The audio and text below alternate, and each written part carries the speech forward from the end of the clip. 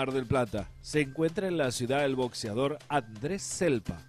El veterano campeón argentino y sudamericano de los medios pesados concurrió a poco de llegar al gimnasio del estadio Bristol, realizando una intensa sección de adiestramiento, con miras al difícil compromiso que tendrá el sábado frente al cordobés Alberto Massi. El adversario del pugilista bragadense llegará mañana, trasladándose luego al Bristol para ultimar su preparación. Gran expectativa existe para esta pelea.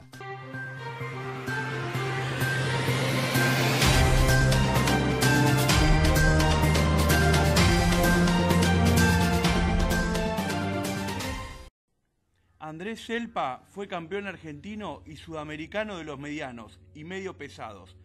Fue pionero en la autopromoción, cocainómano, peleó drogado y se recuperó para reconquistar los títulos a los 34 años. Es el hombre récord de esta parte del continente con 220 peleas. Tras retirarse cayó preso 2 veces, por balear a un fotógrafo y por disparar 7 veces contra su esposa. Escribió 2 libros y poesías que no le dejó corregir a Borges. Fue paciente del Borda y fue, ante todo, uno de los boxeadores más polémicos de la historia argentina. ¿Cuántas vidas puede soportar una vida? ¿Cuántas sin cruzar el umbral de la locura? ¿Cuántas sin tentar al plomo? ¿Cuántas sin volverse la muerte misma?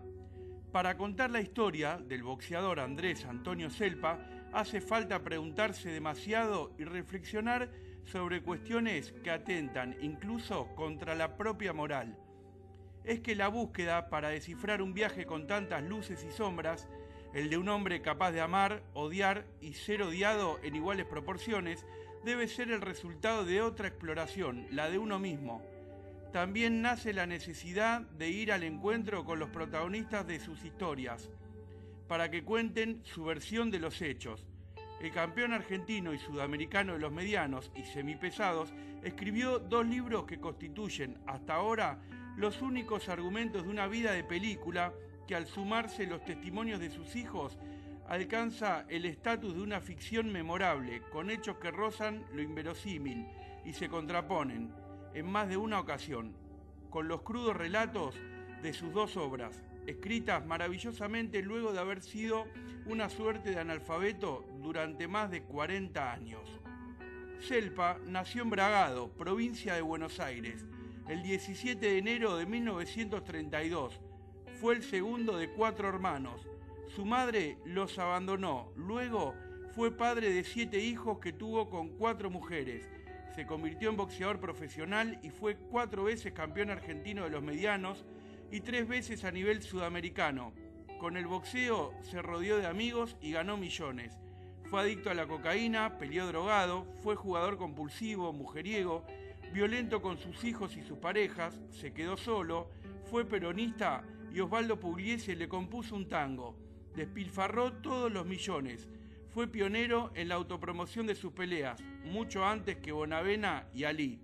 Señaló récords de recaudación y convocatoria en Noche de Luna Park, enfrentando a Eduardo el Zurdo Lauce. Y es, además, el boxeador sudamericano con más presentaciones de la historia, 220. Dejó la droga y la fanfarronería. Fue campeón argentino y sudamericano de los medios pesados a los 34 años y llegó a Estados Unidos a los 35, en su pelea número 215, para enfrentar a Bob Foster. De regreso, volvió a consumir, se retiró peleando por el título sudamericano, se dejó pegar, se dejó matar, sobrevivió, fue fotógrafo, escribió poesías, no dejó que Borges se las corrigiera, fue preso por balear a otro fotógrafo y liberado 1 año después, conoció el amor de su vida, escribió un libro, terminó el colegio primario a los 47 años y le pegó 7 tiros a su mujer. Entre 1986 y 1992 estuvo 4 años en Devoto y Caseros y escribió otro libro tras las rejas. Cursó el secundario en la cárcel e hizo algunas materias del ingreso a la UBA. Quería ser abogado. Tuvo una hija que le cumplió el sueño y se hizo radical, porque Perón murió. Fue paciente del Hospital Borda en 3 periodos, dejó de mirar boxeo y anunció su extinción. En el 2001 volvió a Bragado, fue internado en un geriátrico y falleció el 23 de enero del 2003, 6 días después de haber cumplido 71 años, a causa de un derrame cerebral que derivó en un paro cardiorrespiratorio. 3 de sus hijos asistieron al entierro, nadie escupió sobre su tumba y fue despedido como un campeón. Como los libros, las vidas necesitan de buenos comienzos. Los primeros para ser leídos y no devenir en pisapapeles. Las segundas para crecer con aspiraciones de ser libres para pensar, hacer, amar y ser amados. Aunque no falten las excepciones, difícilmente quien haya sido criado sin amor ni educación sea, en su madurez, alguien capaz de sentir amor por los demás e incluso por sí mismo. En pocas y mejores palabras, lo dijo el filósofo francés Jean-Paul Sartre, cuando explicó que somos lo que hacemos con lo que hicieron de nosotros. Y el cerebro humano, como una esponja imposible de saturar, absorbe en la infancia información que no puede ser desterrada jamás, ni siquiera por la llegada tardía de amor auténtico. Tan ausente como necesario fue el afecto que Selpa extrañó durante su juventud, desde que con los pies descalzos empezó a dar los primeros pasos en los campos de su Bragado natal. Marcado por el abandono y en un entorno de pobreza absoluta que lo llevó a cursar la escuela primaria a cuentagotas y a trabajar desde los 6 años, Selpa tuvo un despertar de su vida demasiado hostil. Fue hijo de Pilar Salgado, hija a su vez del fundador de la ciudad de Lobos, y de Andrés Rodríguez, quien en los albores de su mayoría de edad decidió inscribirse como Andrés Selpa, en homenaje a su abuelo Pantaleón Selpa, poeta y recitador campero. Junto a sus 3 hermanos, Oscar, Juan y Omar, sobrevivían en una construcción de 8 chapas de 2 metros de alto y suelo de tierra, donde ponerse alpargatas constituía un lujo muy caro. Valían 25 céntimos y mi papá no podía pagarlos. Y los asados eran cuento de Julio Verne. Andrés comenzó a trabajar como lustrabotas, aunque duró poco en ese oficio por la oferta de 15 pesos que recibió para cuidar vacas y bueyes en su nuevo trabajo de boyero. El trabajo, penosamente necesario, dificultaba su permanencia en la escuela, sobre todo cuando comenzó a hacerlo en las cosechas de maíz en junio y julio, cuando el frío congelaba hasta los huesos de un celpita ya calzado en alpargatas propias, pero insuficientes para combatir las heladas que lo dejaban al borde de la hipotermia, y como saldo por su ausencia, lo hacían repetir el primer grado. Sin embargo, hubo un tiempo en el que retomó con seriedad los estudios, pero un nuevo golpe lo volvió a sacar del camino. Dejó definitivamente el colegio cuando la maestra de la que estaba enamorado cambió a Bragado por Buenos Aires, en lo que fue la triste premonición de lo que luego marcaría cada uno de los pasos que dio y de las palabras que dijo hasta el mismo día de su muerte. El abandono de su madre, a partir de aquel momento, tendría a Dios en la imagen de su padre, a una puta en la de su madre, y con la evidencia irrebatible del tiempo en la de todas las mujeres que pasaron por él a lo largo de su existencia. Luego le tocó a él emigrar hacia la capital con los puños llenos de sueños y de la mano de su padrino Raúl Bocardo, pero también tenía 18 años y guardaba todavía una de sus ilusiones más grandes, la reconciliación con aquella rubia de ojos claros que 8 años atrás le había arrancado un pedazo del alma. La mordedura del resentimiento causado por el abandono maternal hacía estragos en mi interior. Andrés necesitaba de aquello para sobrevivir, porque se sabía indefenso ante la posibilidad de un nuevo rechazo. Fue entonces que por medio de la familia de Vita, unos vecinos de Bragado, supo que su madre trabajaba como sirvienta en la casa de Atilano Ortega Sáenz, un hombre de la radio y el tango. Finalmente me encontré frente a un portón de hierro y vidrio, cuenta en su primer libro Sin Prejuicios. Quedé allí parado, sumamente nervioso y con las manos temblando. Me atormentaban dudas e interrogantes. Trataba de adivinar de antemano cómo estaría y si se pondría feliz cuando yo, uno de sus hijos, la abrazara y besara.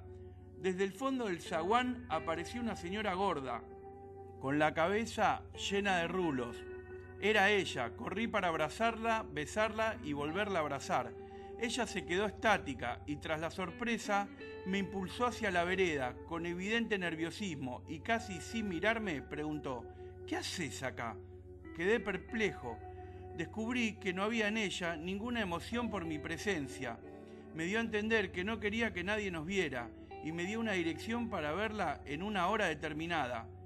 Volví con el alma destrozada, regresé a la casa de los de Vita, abracé a doña Carmen y me largué a llorar como una criatura. Selpa reconoció en la cara de su madre a la muerte misma, para entonces él también morir un poco. Pasaron muchos años para que se repitiera un encuentro. El pibe ya no era tan pibe y decidió visitarla en la casa de San Miguel que junto a su pareja, con quien había huido sin dejar rastros, habían comprado a través de un crédito. Selpa afirmó que les entregó dinero suficiente para cancelar la deuda pendiente y que su madre, ya abuela de 3 nietos por entonces, le pidió conocer a Liliana Beatriz, la primera hija del boxeador. Al poco tiempo la llevó y al cabo de unos meses se hizo cargo de su crianza. Sin embargo, la herida insondable del abandono jamás cicatrizó. En una tarde de 1974 fue Liliana quien se encargó de llamarlo para comunicarle la noticia. Su madre había muerto. Según el relato que consta en las páginas de Sin Prejuicios, Andrés estuvo apenas un minuto frente al cuerpo vacío de Pilar Salgado y se marchó, no sin antes concederle unas palabras de redención. Que Dios te perdone, porque yo no puedo hacerlo. Sin embargo, es uno de sus hijos mellizos, Andrés Raúl, quien cuenta otra versión de los hechos, quizás más fiel a su temperamento y al inmenso dolor que hasta su propia muerte no pudo suavizar. Entró puteando, peleándose con todos sus hermanos y escupiendo el cajón, afirma. El fallecimiento de su mamá Pilar, lejos de apenarlo, fue un deseo postergado durante casi 50 años y que guardó hondo como uno de sus secretos más oscuros. Tal vez la fragilidad psicológica de sus últimos años, de los cuales pasó varios como paciente del Hospital Borda, propició la confesión. Yo tenía unos 20 años y le di una pistola a mi padre, era una Walter alemana. Le di la plata para que viajara y la pistola. Andá, viajá y matala.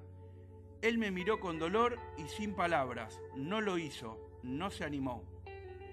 Fue la bronca más grande que tuvo mi viejo. Para él era una puta, cuenta Andrés Ezequiel, el último de sus 7 hijos, que sentado en un sillón de su casa en Boedo habla por primera vez de la relación con su padre y deja ver en sus ojos la viva imagen de él. Yo lo conocí a Selpa cuando ya él boxeaba profesionalmente. Conocía a su hermano Oscar, que jugaba al fútbol. Yo era menor que ellos, de otra generación casi. Después, a los 15 o 16, yo iba a practicar boxeo y Selpa volvía de vez en cuando y entrenaba con nosotros. Entonces, un día nos pusimos a hacer guantes y a la primera piña me fui a mi casa, porque el boxeador no se da cuenta, pero pega fuerte. Me metí una mano en la barbilla y ¡pa!, a la lona. Fue terrible, me dolía todo. Y allá en el pueblo era un ídolo total. Además, yo tenía un programa en una red de parlantes, con parlantes en las esquinas. No sé quién escuchaba, pero alguien debía escucharla porque el dueño ganaba guita. A mí me pagaban 70 pesos por mes, que para mí era una fortuna. Y después, cuando peleó con Rafael Merentino, lo fuimos a ver junto a muchos amigos.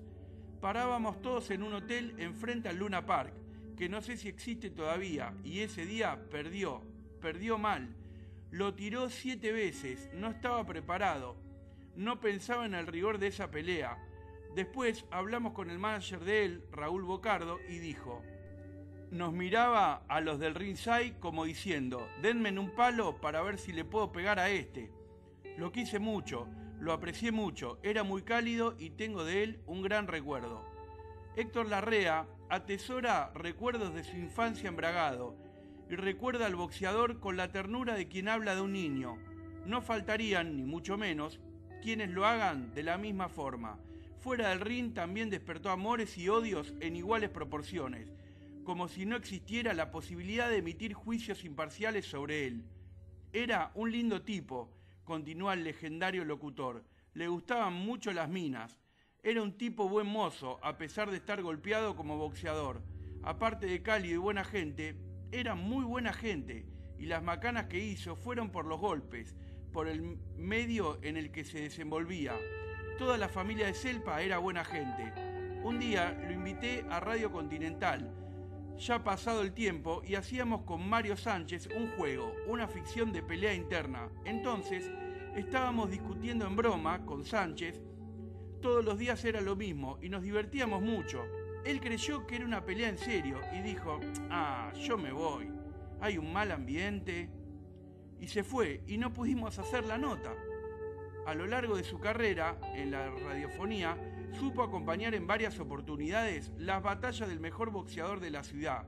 En su libro, Selpa lo evocó con cariño y hasta en ocasión de su derrota con Merentino, le ofreció unas disculpas por haber subido al ring excedido de peso y haberse dejado caer 7 veces, para luego levantarse en cada ocasión. Larrea también creyó en mi guapesa. Yo pensaba que los había defraudado a todos. Selpa se pasea por Corrientes y Buchar, con su semblante de guerrero y la fama que lo respalda. Lleva el pelo teñido de un blanco que lo hace parecer un septuagenario, lejos de los 30 que en verdad carga. Va solo, no necesita a nadie más. Faltan poco más de 24 horas para que combata otra vez en el Luna Park. Será su pelea 122, la 15ª de la temporada de 1960, aunque no la última. Para no perder la costumbre, Andrés anda de malas. La plata no le alcanza para pagar la pensión. Lo amenazan con correrlo. Debe mantener una mujer oficial, a sus novias y a sus hijos. Unos meses atrás había ganado 270.000 pesos en una pelea, lo suficiente para comprarse media docena de departamentos. Pero los dilapidó esa misma noche en el casino de Mar del Plata junto a 20 amigos temporales. Ahora necesita pelear para comer y el llamado de Tito Lecture a comienzos de diciembre le cayó como una bendición, a pesar de que tuviera que cambiar a la ciudad costera en vísperas del estallido veraniego por el gimnasio que tanto lo espanta. Arregló el 29% de la recaudación y necesita que el estadio explote. Y entonces ahí va caminando por el centro porteño, bolsa repleta en la mano, como antes de cada presentación. El boxeador monta el circo. Es un maestro de la autopromoción. Sus rivales son víctimas de insultos y amenazas en radios, diarios y revistas. Los pelea en público, se tiñe el pelo de verde, blanco, se anda de acá para allá, vestido de zapato de charol, traje azul marino, sobre todo negro, camisa blanca con moñitos, guantes color patito y el sombrero Orión de los magnates. Esta tarde estrenará otra estrategia. Entregará personalmente un folleto que anunciará la muerte de su rival de mañana, Juan Carlos Rivero. Rivero, ¿quién es Rivero? ¿Quieren verlo morir? Vengan el sábado al Luna Park. Firma Andrés Selpa. Eso decían los afiches que el mismo Selpa repartía.